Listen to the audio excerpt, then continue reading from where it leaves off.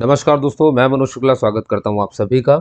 आज हम जिस वैकेंसी पर बात करने वाले हैं वो है उत्तराखंड की लोक सेवा आयोग में निकली हुई 6 वैकेंसी। ठीक है ना, फिर से रिपीट कर रहा हूँ, ये यूके का पीएससी है जिसमें 6 वैकेंसी खुली हुई हैं। इसमें आपको पहले प्री देना पड़ेगा, उसके बाद आपको मेंस देना पड़ेगा। ठीक है ना, मेंस में आपके 4 पेपर होंगे और प्री में आपका एक ही पेपर है जो कि ऑब्जेक्टिव नेचर का है ना। और उसमें निगेटिव मार्किंग भी रहेगी, है ना, निगेटिव मार्किंग तो रहेगी।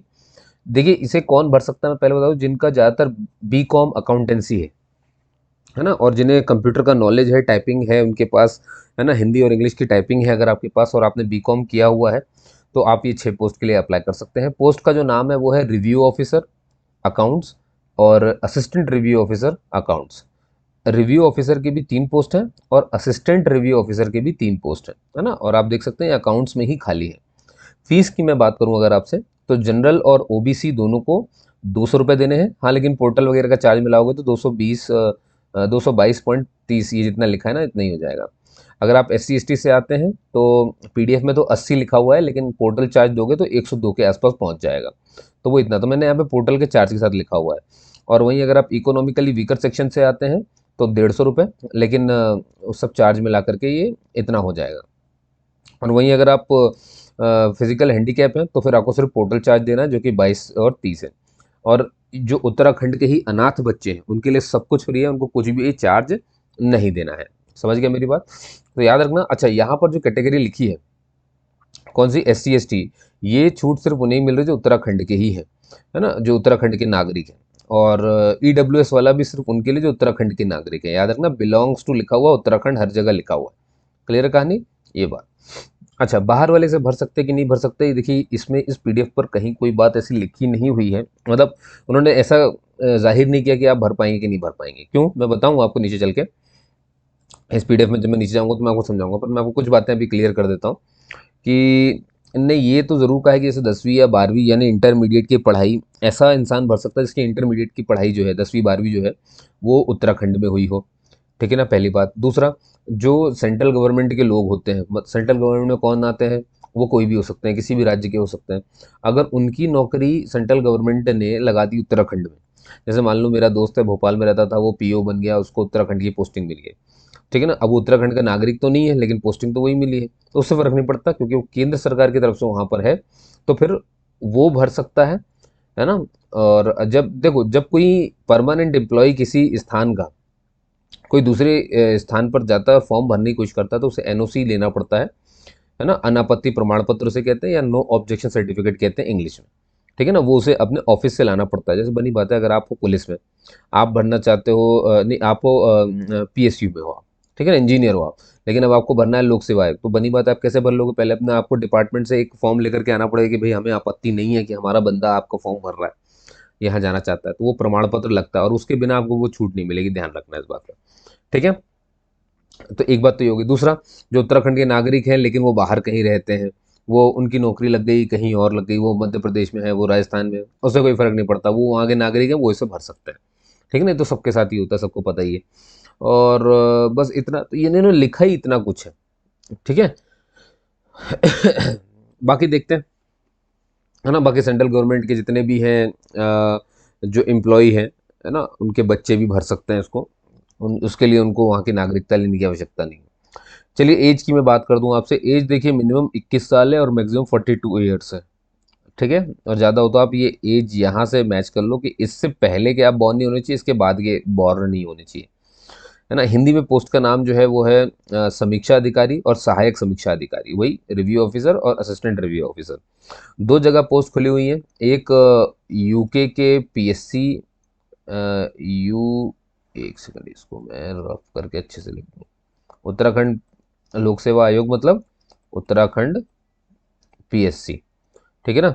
और दूसरा इनका आप देखोगे सचिवालय में, तो उत्तराखंड के सचिवालय में भी इसकी वैकेंसी है, यूके पीएससी में भी वैकेंसी, यूके पीएससी में ही वैकेंसी, याद रखना। ठीक है। अच्छा, सारी मुख्य परीक्षाएं आपकी हरिद्वार में होंगी जहां पर लोक सेवा आयोग का इनका हेडक्वार्टर भी है। वेबसाइट ये लिखी हुई है psc.uk.gov.in, इसीलिए कोई भी इधर उधर की वेबसाइट मत सर्च कर देना, इसको अच्छे से चेक कर लो, इसी को सर्च करके आपको इसे भरना है। ठीक है, समझ गए आप मेरी बात? देखो, विज्ञापन जो है वो 27 सितंबर से खुला था ठीक है। ऑनलाइन आवेदन भरने की जो अंतिम तिथि है वो 17 अक्टूबर है। तो आज 1 अक्टूबर हो गई है, 17 अक्टूबर इसकी लास्ट डेट है, तो भर दीजिएगा बढ़िया से। फीस वगैरह मैंने आपको सब बता ही दी है, ठीक है। और ऑनलाइन आवेदन या संशोधन अगर आपको करना हो तो वो आप 25 अक्टूबर से लेकर के 3 नवंबर तक आप संशोधन कर सकते हैं। क्या क्लियर होगी इतनी बातें जो मैंने आपको बताई? अब आगे चलते हैं, आ जाइए, ठीक है ना। ये सब आपको पढ़ने की जरूरत नहीं है, ये सब ये लिखा हुआ है कि भाई 10वीं की मार्कशीट के हिसाब से आपको सब कुछ करना है ना। मेन ये है, वेबसाइट आपको मैंने बता दी है। अब जितनी भी येलो येलो लाइन लिखेंगी दिख रही है, उन्हीं को आपको पढ़ना है। देखिए क्या बोल रहा है ये कि मुख्य और लिखित परीक्षा में सफल घोषित अभ्यर्थियों से ही पदों हेतु ऑनलाइन वरीयता, ऑनलाइन प्रेफरेंस ली जाएगी। देखो, जो लोग मुख्य और लिखित परीक्षा में सफल घोषित हो जाएंगे, समझना ध्यान से, क्या है, एक आपको प्री देना है, और फिर प्री में जो लोग क्वालिफाई करेंगे, और अच्छा मैंने ये बताया नहीं आपको, जो प्री है वो आपको क्वालिफाइंग नेचर का ही है, इसके कोई मार्क्स आपके मेरिट में नहीं जुड़ेंगे, है ना मुख्य परीक्षा में जुड़ेंगे। जो लोग प्री को क्वालिफाई करेंगे वही जाएंगे मेंस में, जैसे बिल्कुल यूपीएससी में होता है वैसे ही होगा, बड़ी बात है, ठीक है। और अब ये कह रहे हैं कि जो लोग मेंस में भी सफल घोषित हो जाएंगे, है ना, जो जीत जाएंगे, इसके जो विनर होंगे, जो पास हो जाएंगे, उनसे पोस्ट की ऑनलाइन प्रेफरेंस मांगेंगे, ठीक है ना। जितनी भी 2 पोस्ट है उसकी प्रेफरेंस ले लेंगे, अलग अलग मंत्रालय मुख्यालय जहाँ भी लगे होंगे उसकी प्रेफरेंस लिएगा। प्रेफरेंस आपको भरना बहुत जरूरी है, तो वेबसाइट में होगा वो। अब ध्यान देना, जो आपका प्री का पेपर है, जैसे अपन स्क्रीनिंग टेस्ट भी कहेंगे, है ना, स्क्रीनिंग है, कुछ भी कह लो, प्री एक ही बात होती है। ये 12 जनवरी 2025 रविवार को कराया जाएगा, है ना, ऐसा प्रस्तावित है। बाकी देखो अब होता है कि नहीं होता, उस दिन आगे पीछे भी होती रहती चीज़ें। अब ये पोस्ट की जिसको जानकारी लेनी कि मुझे जानना है कि कौन से वर्ग में, है ना, कौन सी श्रेणी में कितना क्या खाली है। तो देखो, हम पहले बात कर रहे हैं रिव्यू ऑफिसर, है ना, अकाउंट्स की, कहाँ पर, उत्तराखंड के सचिवालय में, ठीक है। तो आप ध्यान से देखना जरा, इसकी 2 पोस्ट है ना, कितनी है, 2 पोस्ट है, और 2 की 2 अनुसूचित जाति के लिए है, ठीक है। मतलब इसको जनरल वाले इसमें नहीं है, देखो जरा, और कोई नहीं है। और एक आप देखोगे अन्य पिछड़ा वर्ग, अन्य मतलब ओबीसी वाले हो जाते हैं, है ना, और इसमें ईडब्ल्यूएस के लिए, मतलब 2 ही लोग के लिए है, एससी और आपके ओबीसी के लिए।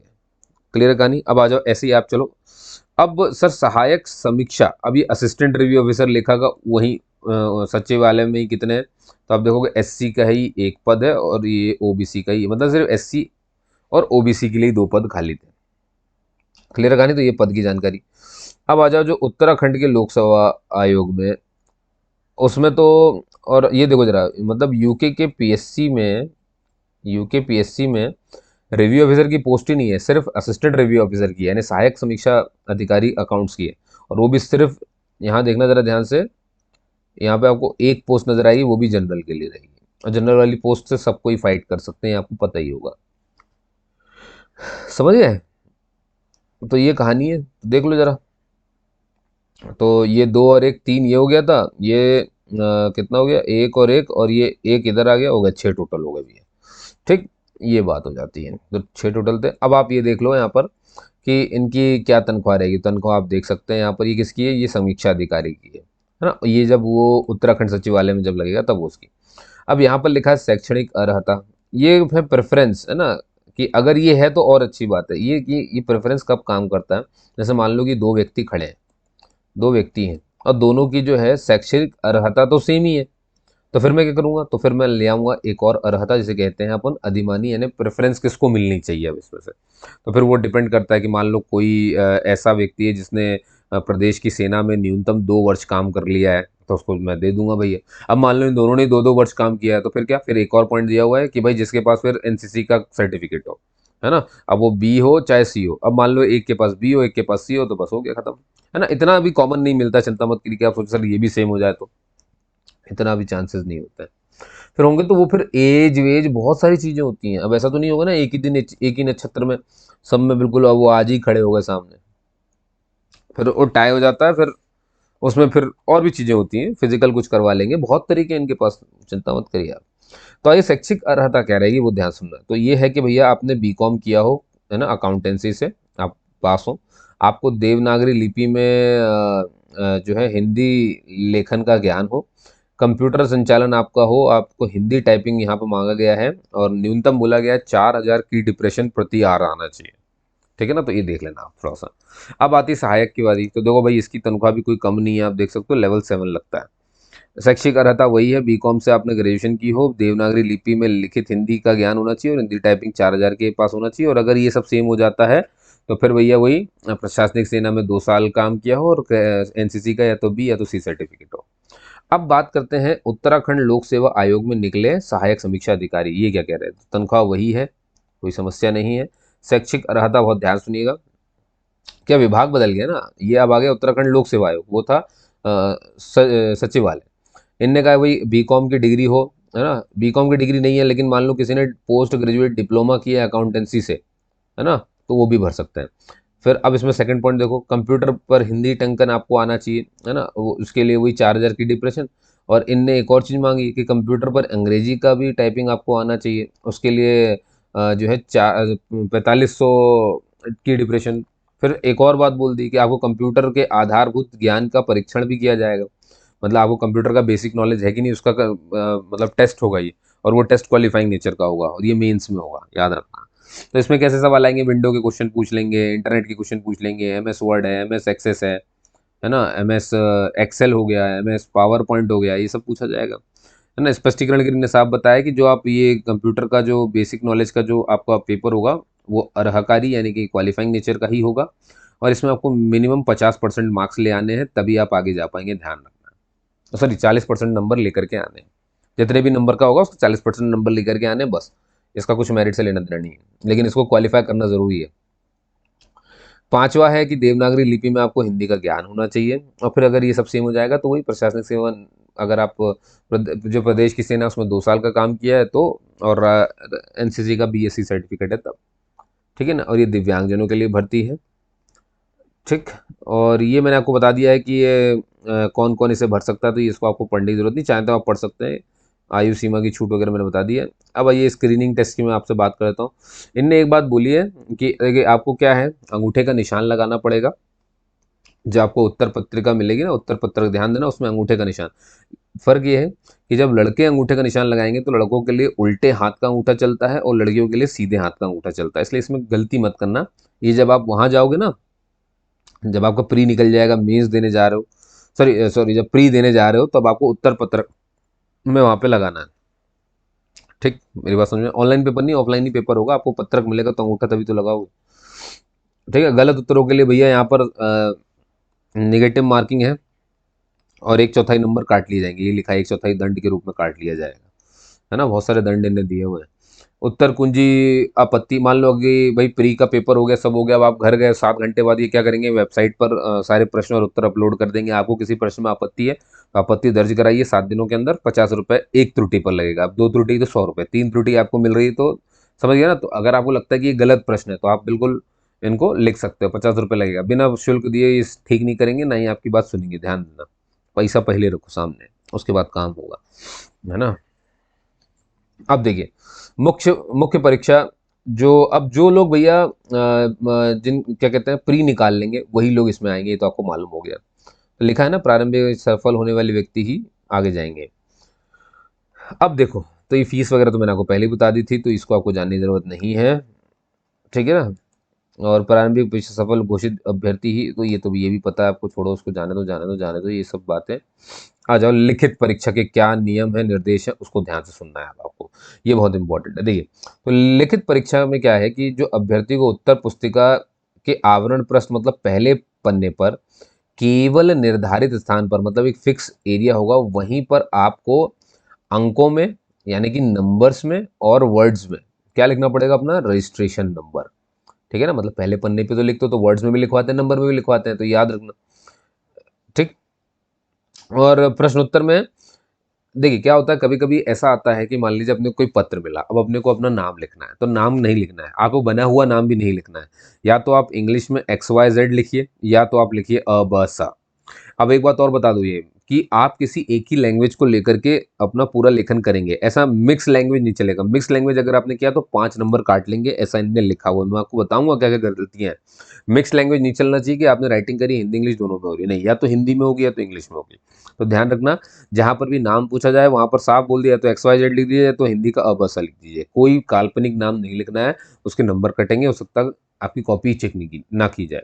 अब मान लीजिए कहीं पर पता बोला, नाम हुआ तो XYZ ए बस अबसा से काम चलाओगे, लेकिन अगर पता लिखना है तो ABC, ठीक है ना, पता इंग्लिश में ABC और हिंदी में काखा गा। ध्यान रखना, कोई कंफ्यूजन है नहीं कि सर इसको ABC इधर बोल रहे इधर आबसा नहीं। XYZ लिखिए नाम में या लिखिए अबसा, पता में लिखिए ABC या लिखिए काखा गा। क्लियर है, बहुत बढ़िया। अब यहाँ देखो, यदि किसी प्रश्न उत्तर को आपको, भाई मान लो आपके द्वारा काटा जाए, मतलब ऐसा हुआ कि मैंने कोई उत्तर लिखा और वो गलत है, तो आपको क्या करना है, उसे काट तो दीजिए, लेकिन काटने के बाद एक लाइन उसी के नीचे लिख दीजिए। क्या क्या लिखना पड़ेगा कि उसमें ये लिखा जाए कि उत्तर जो है अभ्यर्थी द्वारा स्वयं काटा गया है, ये आपको लिखना है, और उसका मूल्यांकन ना किया जाए। ये लाइन आपको वहां पर लिखनी पड़ेगी। ध्यान रखना, उत्तर अभ्यर्थी द्वारा काटा गया है और इसका मूल्यांकन ना किया जाए। तो इसका मूल्यांकन ये आपको लिखना है। जब भी कोई आंसर गलत हो जाए तो उसके नीचे इतना लिख दीजिए। ठीक। अभ्यर्थी प्रश्न पत्रों का उत्तर अंग्रेजी में या हिंदी देवनागरी लिपि में लिख सकते हैं, परंतु भाषा के प्रश्न पत्रों का उत्तर उसी भाषा में दिया जाना आवश्यक है। ठीक है। जैसे मान लो क्या होगा कि एक आएगा आपका भाषा वाला प्रश्न, भाषा वाला जो आया, जैसे मान लो हिंदी का पेपर आया, ये हिंदी का ही है, तो अब ये नहीं कि इसमें हिंदी में चॉइस मिलेगी आपको। हिंदी का पेपर है तो हिंदी में लिखना है, इंग्लिश का पेपर है तो इंग्लिश में लिखना है ना। बाकी में जैसे GS GK में चॉइस चल सकती है कि नहीं भाई मैं हिंदी में नहीं इंग्लिश में पढ़ूंगा, चल जाता है, लेकिन अगर लैंग्वेज वाला टेस्ट है तो लैंग्वेज में ही देना होगा। ठीक है। और ये तो मैंने बता दिया आपको, किसी एक ही प्रश्न पत्र के कुछ प्रश्नों को हिंदी या कुछ में इंग्लिश लिखने पर तो आपको दंड मिलेंगे, याद रखना, ऐसा काम नहीं करना है। उत्तर पुस्तिका के बीच में अगर कोई खाली पन्ना आ, जैसे मान लो आप, ये आपका पेपर है, ठीक है, आप पलटे, आप पलट रहे थे, मतलब आपने पूरा क्या कहना चाहिए, आप लिख रहे थे, लिखते लिखते क्या हुआ, एक पन्ना आपसे मिस हो गया। अगर कोई पन्ना मिस हो जाता है तो उसको पलट के काट दीजिए। मान लो क्या हुआ, आप पीछे तो जा नहीं सकते, है ना, पीछे जा नहीं सकते हो जाता है ना कभी कभी अपन वो नहीं करते, तो थोड़ा सा इसीलिए पन्ने को अच्छे से पलटाना, कोई मिस ना होने पाए, ध्यान देना, वरना इसको चीटिंग का रूप ले लेंगे ये लोग, है ना, कि भाई इसको छोड़ा क्यों गया। तब प्रश्न पुस्तिका के पन्नों के दोनों ओर देखो, जो प्रश्न है वो पुस्तिका के पन्नों पर दोनों ओर लिखना है ना। और उत्तर अगर भूल से लिखा जाए तो उसे आर पार रेखाओं से खींच करके काट दे, तो मैंने आपको पहले बता दिया। किसका इस्तेमाल नहीं करना, बहुत ध्यान सुनना। अब ये दंड, पेंसिल से आपको कुछ भी नहीं लिखना है, देखो साफ बोला है, पेंसिल से लिखे गए उत्तर का कोई मूल्यांकन नहीं किया जाएगा। मिश्रित यानी दोनों भाषाएं मिला करके लिखी गई तो 5% अंक की कटौती की जाएगी। प्रश्न संख्या न लिखने, अगर मान लो किसी ने प्रश्न का नंबर नहीं लिखा, ये नंबर गलत लिख दिया तो 1 अंक। मान लो उसने प्रश्न का खंड या फिर उसका उपखंड, है ना, नहीं लिखा या गलत लिख दिया तो 1/4 अंक, या आधा अंक काट लिया जाएगा। अब मान लो किसी ने असंगत तरीके से आंसर लिखते वक्त आपने धार्मिक कोई चिन्ह बना दिया, कोई आपत्तिजनक शब्दावली ऐसी कुछ लिख दी, तो 1 नंबर काट लिया जाएगा। ठीक है ना। अगर आपने अतिरिक्त अन्य स्थान पर, ध्यान देना, मतलब उत्तर पुस्तिका में कहीं पर भी से नहीं, अपन बैठे हैं तो अपन ने यहाँ पर कहीं पे गोद दिया खोए खोए में, ये नहीं करना, ये साफ बोला, या कुछ आपने नंबर ही लिखने लग गए आप कहीं पर, तो इससे समझ में आ गया आप ये सामने वाले को बता रहे हो कि ये मेरी कॉपी है, पहचान छोड़ रहे हो, तो ये नहीं छोड़ना आपको। अतिरिक्त अन्य स्थान पर या एक या अनेक बार अनुक्रमांक, ये देखो कई लोग रजिस्ट्रेशन नंबर ही 2 बार लिख देते हैं पहचान के लिए। चीटिंग के बहुत सारे तरीके होते हैं, नहीं लिखना है, 2 नंबर काट लिए जाएंगे। नाम और अनुक्रमांक, अब मान लो आपने नाम भी लिख दिया अनुक्रमांक भी लिख दिया एक साथ, एक साथ लिख दिया, एक बार लिख दिया या कई बार लिख दिया, तो 3 नंबर काट लिए जाएंगे। अब कोई ऐसी अप्रासंगिक बातें लिखने पर या अनुक्रमांक या नाम तीनों बातें, अब मान लो आप तीनों एक साथ लिख रहे हो, कई लोग होते हैं ना होशियार होते, तीनों एक साथ लिख दिया, भाई किसी को चीटिंग ना पता चले कि भाई मैं तो कुछ लिख रहा हूँ, अनुक्रमांक लिख रहा हूँ, ये लिख रहा हूँ, तो 4 अंक काट लिए जाएंगे, है ना। परीक्षा में परीक्षक से अपील, जैसे मान लो कि आप, कई लोग नहीं होते 100 का नोट दबा दिया धीरे से, ये सब नहीं करना, 2 अंक और काट लिए जाएंगे। ठीक है। या फिर वहीं के लोगों से आप पूछने लगोगे तो 2 नंबर आपके काट लिए जाएंगे। नीला पेन या फिर काले पेन के अलावा कोई भी दूसरा रंग का अगर आपने पेन यूज किया तो आपके 2 अंक काट लिए जाएंगे, ध्यान रखना है इस बात को। ठीक है। तो अब आ जाओ, देखो प्रारंभिक परीक्षा के लिए तो भैया ये जिले दिए हुए हैं, तो इनका प्रेफरेंस ले सकते हो, देहरादून, हरिद्वार, श्रीनगर, अल्मोड़ा और हल्द्वानी। ये प्री के लिए। अरे और सारा मेंस आपका सिर्फ हरिद्वार में ही होगा, मेंस तो सिर्फ हरिद्वार में होगा, प्री के लिए इतने सेंटर हैं। चलिए आगे चलते, कोड उसके सामने लिखे हुए हैं, है ना, कहाँ होगा देखो जरा, जो प्रारंभिक परीक्षा में सफल होंगे उनके लिए मुख्य ये होगा परीक्षा भवन उत्तराखंड, ये कहाँ पर है, ये इनके हरिद्वार में। अब आता है भैया मेंस आ गया, नहीं ये प्रारंभिक परीक्षा, जिसको जानना हो कि प्रारंभिक परीक्षा कैसी होगी क्या आएगा उसमें, तो ध्यान देना, इसमें टोटल 2 घंटे मिलेंगे आपको, ठीक है, और जो पूर्णांक है वो 150 का है। ये प्री के बारे में बात कर रहा हूँ, तो अच्छे सुनिए। इसमें क्या क्या आएगा प्री में, एक आएगा आपका सामान्य अध्ययन यानी जीएस, एक आएगा सामान्य बुद्धि परीक्षण, और एक होगा सामान्य हिंदी, और सारे वस्तुनिष्ठ प्रश्न होंगे, 150 प्रश्न होंगे, 150 नंबर के, यानी एक क्वेश्चन 1 नंबर का। तो अब सामान्य अध्ययन में क्या आएगा, कितने क्वेश्चन आएंगे, उसके लिए कितना टाइम मिलेगा, तो ये यहाँ देखो जरा ध्यान से। तो सामान्य अध्ययन आपको जो है प्रश्नों की संख्या इसकी 90 रहेगी, और 90 ही पूर्णांक है। क्लियर है। अब उसमें क्या क्या आएगा वो यहाँ पे आप पढ़ सकते हो कि ये सामान्य हिंदी, विश्व, भूगोल, दुनियादारी, फिर उत्तराखंड की शिक्षा संस्कृति सब आएगा। बनी बात है, उत्तराखंड का तो जीएसजी के आना ही, उत्तराखंड की संस्कृति आर्थिक सब आना है। सामान्य बुद्धि परीक्षण, इसके 30 प्रश्न रहेंगे, 30 नंबर के ही रहेंगे। सामान्य बुद्धिमत्ता में, अब इसके अंदर सामान्य बुद्धिमत्ता यानी समानताओं तथा अंतरों को पूछा जाएगा, स्थानिक कल्पना, समस्या समाधान, विश्लेषण, निर्णय लेना, दृश्य स्मृति, विभेद, ये सब ये आप अच्छे से पढ़ लेना यहाँ से। सामान्य हिंदी में आप देख सकते हो विलोम के 5 शब्द हो जाएंगे, 30 प्रश्न आएंगे 30 नंबर के, है ना, विशेष विशेष विशेष या विशेषण हो जाएगा, तत्सम तद्भव शब्द आ जाएंगे, वाक्य वर्तनी शुद्धि आ जाएगी, अनेक शब्दों के एक शब्द आ जाएंगे, पर्यायवाची शब्द आ जाएंगे, 5 5 आपको सब लिखा हुआ है। अब उसको पार कर लिया मतलब आपने, तो मुख्य परीक्षा में पहुंचे। मुख्य परीक्षा में प्रश्न पत्र 1 की मैं बात करता हूँ। ये अब पहला जो प्रश्न होगा, प्रश्न पत्र आएगा आपको, वो सामान्य अध्ययन का है, 3 घंटे का ये पेपर होगा अकेला, और 100 नंबर का है ये। टोटल कितने प्रश्न रहेंगे इसमें, 10 प्रश्न रहेंगे, है ना, और हर प्रश्न 10 नंबर का है, तभी तो 100 नंबर होंगे। सभी प्रश्न आपको करने ही करने अनिवार्य हैं। अब देखो कितने तरह के प्रश्न आएंगे इसमें, जो 3 प्रश्न हैं वो प्रकृति विस्तार प्रकार की होगी, है ना, उसकी प्रकृति कैसी है, विस्तृत प्रकार की है, मतलब काफ़ी बड़े होंगे, तो उसके जो वर्ड लिमिट है वो 250 है ना। फिर आपको 5 प्रश्न ऐसे मिलेंगे जो लघु टिप्पणी प्रकृति के हैं, मतलब बहुत छोटे हैं, तो इसके लिए आपको 50 शब्द सीमा लिखनी पड़ेगी। और 2 प्रश्न ऐसे आएंगे जो व्याख्यात्मक है ना, मतलब ज़्यादा ना छोटे ज़्यादा ना बड़े, है ना, तो इनकी शब्द सीमा 250 हो गई। ठीक, ये हो गया। अब इसमें क्या सिलेबस आएगा वो यहाँ पे लिखा हुआ है, तो ये आप देख सकते हैं, सामान्य ज्ञान क्या क्या लिखा है ना, 11 12 13 टॉपिक है टोटल। अब द्वितीय प्रश्न पत्र जो है वो आपका सामान्य हिंदी का है या निबंध का है, दोनों है, तो सामान्य हिंदी निबंध दोनों आएंगे। 3 घंटे टोटल है, 100 नंबर का ये भी है। तो हम सामान्य हिंदी पर पहले बात करते हैं। सामान्य हिंदी में टोटल 7 प्रश्न रहेंगे, और उसका पूर्णांक 50 है, ठीक है ना। ये अपन हिंदी की, सामान्य हिंदी की बात कर रहे हैं, फिर निबंध की भी बात करेंगे इसी में। अब आप इसमें देख लो सामान्य में क्या आएगा, तो यहाँ पर लिखा है गद्यांश का शीर्षक, ये दिए हुए गद्यांश का शीर्षक, सारांश और रेखांकित अंशों की व्याख्या करिए, ठीक है ना। किसी दिए गए पत्र का सारणीय रूप यानी टेबुलर फॉर्म में सार लिखना, पत्राचार्य करना, अब उसके लिए कार्यालय, ये सब लिखा हुआ है। पारिभाषिक शब्दावली से अंग्रेजी से हिंदी, हिंदी से अंग्रेजी, वाक्य वर्तनी शुद्धि, अनेक शब्दों का एक शब्द, पर्यायवाची शब्द, ये सब रहेंगे, ठीक है ना। अब आ जाइए निबंध पर। निबंध भी अकेला फिर 50 नंबर का आएगा, तो निबंध भैया आप इसको, इसमें किसी पर भी टॉपिक पर आ सकता है, इसलिए तैयारी रखें अच्छी सी। और यहाँ देखो जरा, अभ्यर्थी को सामान्य हिंदी और निबंध प्रश्न पत्र में न्यूनतम 35% अंक प्राप्त करना अनिवार्य है। तो देखो साहब बोल दिया, इतने प्रतिशत अंक लेकर के आना ही पड़ेगा। फिर आ जाइए 33 प्रश्न पत्र पे, ये आपका कॉमर्स से जुड़ा हुआ आएगा पूरा, है ना, 100 नंबर का, 3 घंटे मिलेंगे। अब इसमें पहला पार्ट अकाउंटिंग का है, 50 नंबर की अकाउंटिंग है। सिलेबस आप देख सकते हो, ये मैं धीरे धीरे हटा रहा हूँ, पीडीएफ में दे रहा हूँ आपको, चिंता मत करिए। पार्ट 2, ठीक है ना, आप नहीं तो स्क्रीनशॉट ले लो, अगर आपको ऐसा लग रहा है कि अकाउंट में क्या क्या आ रहा है, तो ये स्क्रीनशॉट ले लो आप,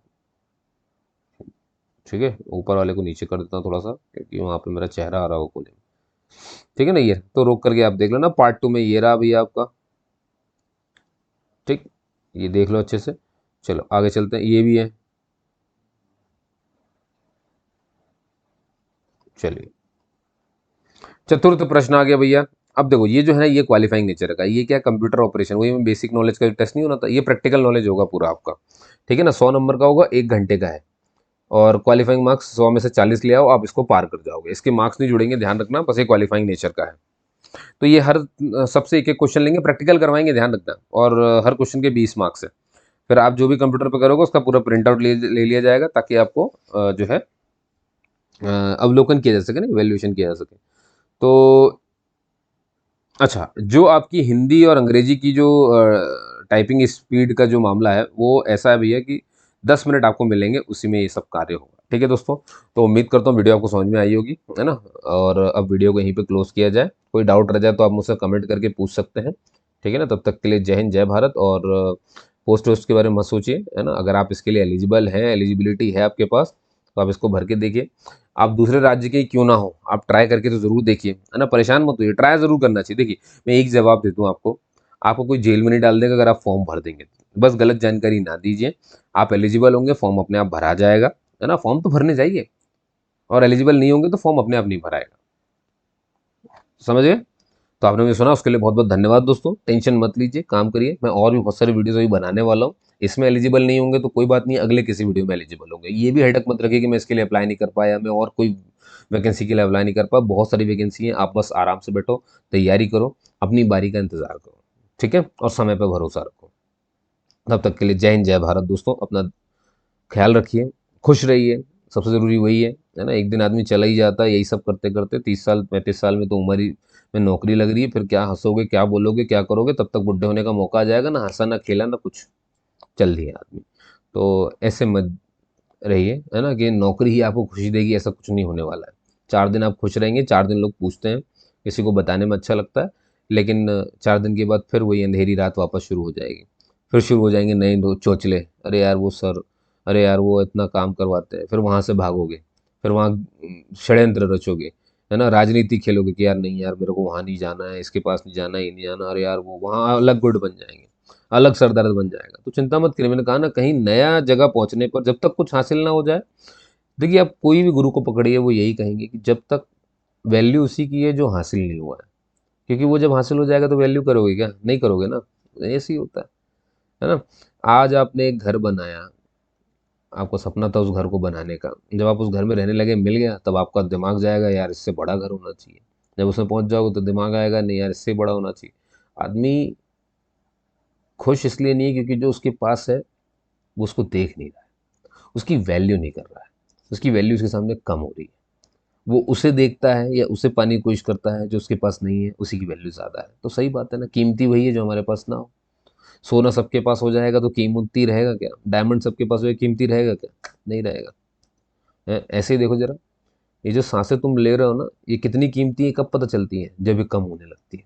फिर अपन, याद है कोरोना काल में सिलेंडर ढूंढ रहे थे, ऑक्सीजन का सिलेंडर मांग रहे थे, है ना? याद है कि नहीं है? उस समय पता चल गया था कि 1.5 लाख 2-2 लाख में सिलेंडर दे रहे थे लोग। नहीं समझे? ये देखो जरा, सांसें इतनी कीमती है। तो सांसों ने अपनी वैल्यू एक बार हमें गिनाई थी, तो अब देखना पड़ेगा। तो वही तो कह रहे हैं कि जो है ना, ये इसकी वैल्यू करना सीख लिया, है ना? आप खुश रहेंगे। ठीक है? आएगी नौकरी भी आ जाएगी, कोई दिक्कत नहीं है, पर उसको लेके खुश होना ये मूर्खता है ना? कि मिलेगी तभी मैं खुश रहूंगा, बेकार बात है ये। मैंने देखा है जिन लोग की लगी है वो भी खुश है कि नहीं है, आप चिंता मत करिए, सब देखा हुआ है। ठीक है ना? और याद रखिए, जिंदगी में दिन भर खुश नहीं रहा जा सकता, तो दिन भर रोया भी नहीं जा सकता, दिन भर गम में भी नहीं रह सकते आप। ठीक है ना? ऐसा नहीं है कि आप जैसे मुझे देखो, आपको क्या लगता है कि मैं दिन भर खुश हूँ? गलत बात है। मेरे पास भी अपने इश्यूज होते हैं, घर के इश्यूज होते हैं, सबके इश्यूज होते हैं। मैं भी बीच बीच में दुखी होता हूँ, है ना? फिर हाँ, मैं भी खुल के फिर हंस लेता हूँ, फिर वही आ जाता है। तो हम तो इमोशन की पिटारा ही है साहब, वो तो चलता रहेगा, घूमेगा। मैं गुस्सा भी करता हूँ, अपने परिवार वालों पे भी करता हूँ, बाहर भी होती है गुस्सा, कभी कभी लड़ाई भी हो जाती है, कभी भी झड़प हो जाती है। तो ये सब आपके पार्ट है, इससे ही आप एक इंसान पूरे बने हुए हैं। आप ऐसे बोलें कि सिर्फ एक मुस्कुराहट के साथ आपको कोई झापड़ मार दे और आप कुछ ना करें, ये तो होता ही नहीं है। आप मसक के 4 मारोगे उसको, तो कोई बात नहीं, आप हो ना, वो पिटारा ही हो पूरा का पूरा। नहीं समझे? तो ये हम इससे बने हैं, इससे भागिए मत, इसको अपना लीजिए। ठीक है? चलिए, जय हिंद, जय भारत। काफ़ी बातें हो गई, कुछ गलत कहा तो उसके लिए क्षमा याचना मैं आपसे मांगता हूँ, है ना? पर मुझे लगता है कि मैंने जो कहा वो सही है। चलिए, जय हिंद, जय भारत।